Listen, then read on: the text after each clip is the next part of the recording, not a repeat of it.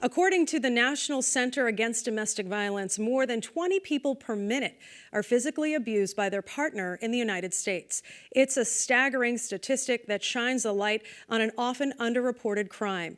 I sat down with Elizabeth Dineen, the executive director of the YWCA of Western Massachusetts, to learn more about the topic and about the programs available to help women and men who are being abused. Domestic violence is an epidemic.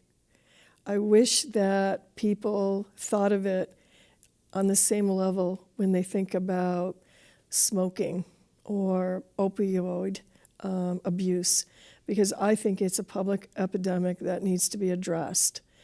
I think we're very fortunate in this state that we have a governor and a lieutenant governor who have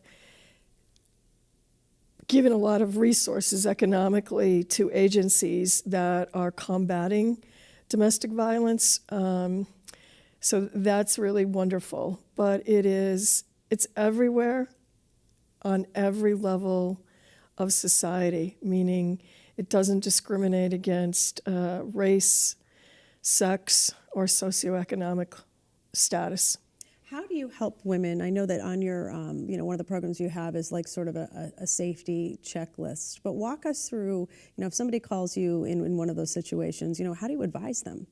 Well, it's called a safety plan. So if someone calls our domestic violence hotline, they might not be ready to leave their abuser, but they need help in terms of skills or mechanisms that they can implement while they're considering leaving.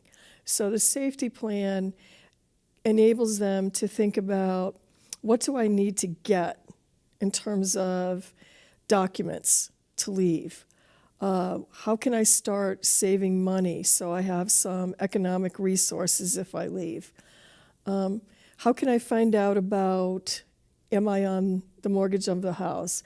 Am I on the bank account? Things like that. The safety plan, when the caller speaks to the YW employee, they start to go through these questions to get the survivor thinking about, what do I need to do to make myself as safe as possible and my children as safe as possible?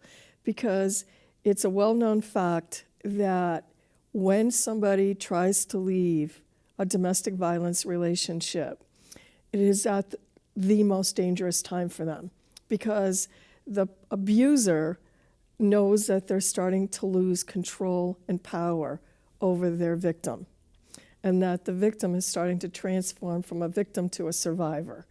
So that's the time when that particular person most likely could be physically assaulted, or even further isolated from everybody else. Talk a little bit about the abuser and how this happens, because obviously, you fall in love, you think this person is wonderful, right, and incrementally, it starts to break down. Can you explain that? Yes, I think you're absolutely right. When people meet initially, they have this honeymoon phase where the abuser showers lots of attention on the survivor, makes that person feel like they're the most important person in the world, that the abuser could never survive without them. And so it's this period where you're building someone's self-esteem up and making them feel so important and treasured.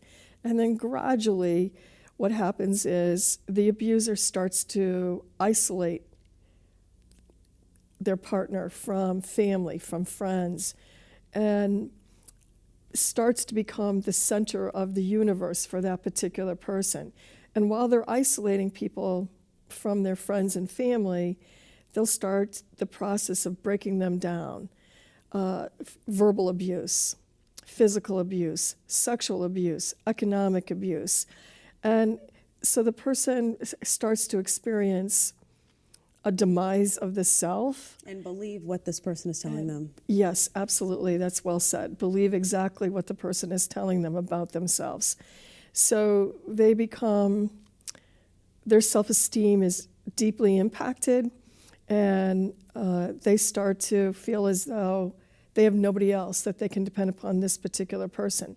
But it's interesting because the abuser uses manipulation as well as physical coercion to control the person. And after a while, they can break somebody down. The person might think of leaving. The woman might, or man who's being abused might talk to their partner and say, I think I'm going to leave. And then all of a sudden we're into the honeymoon phase again. Flowers, candy, cards. And then you feel guilty. And then you feel guilty, exactly.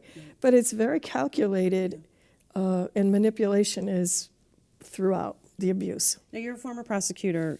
Let's talk a little bit about the effectiveness of restraining orders. And also, I have to imagine that people would be nervous about doing that because that could enrage the abuser. Yes, I think it's wonderful that we have restraining orders available to survivors of domestic violence because it does give them a legal tool to use if the abuse continues and if the abuser continues to reach out to them. But it can be a fine line because, as we talked about earlier, it can enrage the abuser that the person that they think that they have total control over is actually taking legal steps to turn the control around. Meaning, if you come near me, you can be arrested. If you contact me directly or indirectly, you can be arrested. If you come to my place of work, you can be arrested. So sometimes there's an escalation of violence at that point. So when people go to the courthouse to get a restraining order or when they contact the YWCA to speak to a counselor, our staff, as well as the staff of the district attorney's office, make sure that people understand this whole process and the ramifications of the process. And certainly for police calls, domestic violence calls are the most unpredictable and dangerous for officers as well. Absolutely. So let's also talk a little bit, we talk a lot about women as being the victims, but also men can be in this situation and feel like they have nowhere to turn and no one to talk to. We've actually had men be residents or guests at our domestic violence shelter because you're absolutely right. Unfortunately, as I said earlier, domestic violence affects men and women, impacts men and women, and men can be abused also. Financial abuse is also another big problem, and I know that's a new program that you have. Tell us about that. The YWCA of Western Mass is so fortunate to have received a grant from the Allstate Foundation, and it's for economic empowerment because the statistics say that 99% of men or women that are involved in domestic violence situations are economically abused.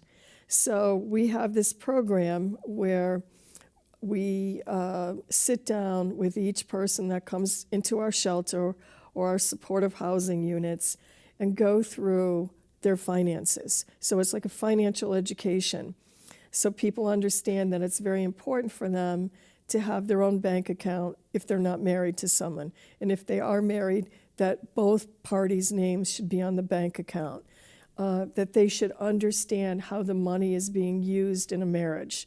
Or they should understand that they shouldn't sign over their benefit check to somebody who they're in a relationship with.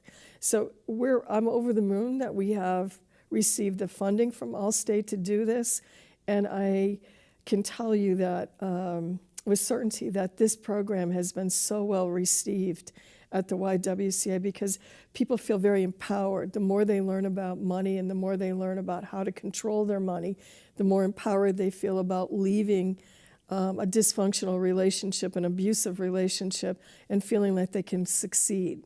And that's one of the things we try to do at the Y is create conditions of success so that a woman is not, when a woman leaves the YWCA shelter or supportive housing, hopefully they're not going to repeat, meaning get involved with an abuser again, get involved in economic abuse. So they're going to feel empowered and have the skills and the tools to succeed in life.